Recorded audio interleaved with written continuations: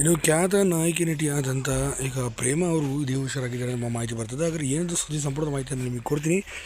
ಅದಕ್ಕೂ ನಮ್ಮ ಚಾನಲ್ ಕೂಡ ಸಬ್ಸ್ಕ್ರೈಬ್ ಮಾಡ್ಕೊಳ್ಳಿ ಸ್ನೇಹಿತರೆ. ಹೌದು, ಅದ್ಭುತವಾದ ಕಲಾವಿದೆ ಅಂತಲೂ ಕೂಡ ಇವನ್ನ ಹೇಳ್ಬೋದು. ಇಂಥ ಅದ್ಭುತವಾದ ನಟಿ ಇದೀಗ ವಿಧಿವಶರಾಗಿದ್ದು ನಿಜಕ್ಕೂ ಕೂಡ ನೋವಿನ ಸಂಗತಿ. ಅದು ಕೂಡ ಗಂಡನ ವಿಚಾರವಾಗಿ ಸದ್ಯ ಆತ್ಮಹತ್ಯೆಗೆ ಶರಣಾಗಿದ್ದಾರೆ ಅಂತ ಹೇಳಲಾಗ್ತಾ ಇದೆ. ಹೌದು, ನೇಣುಬಿದ್ದಂಥ ಸ್ಥಿತಿಯಲ್ಲಿ ಈಗ ಪತ್ತೆಯಾಗಿದ್ದಾರೆ.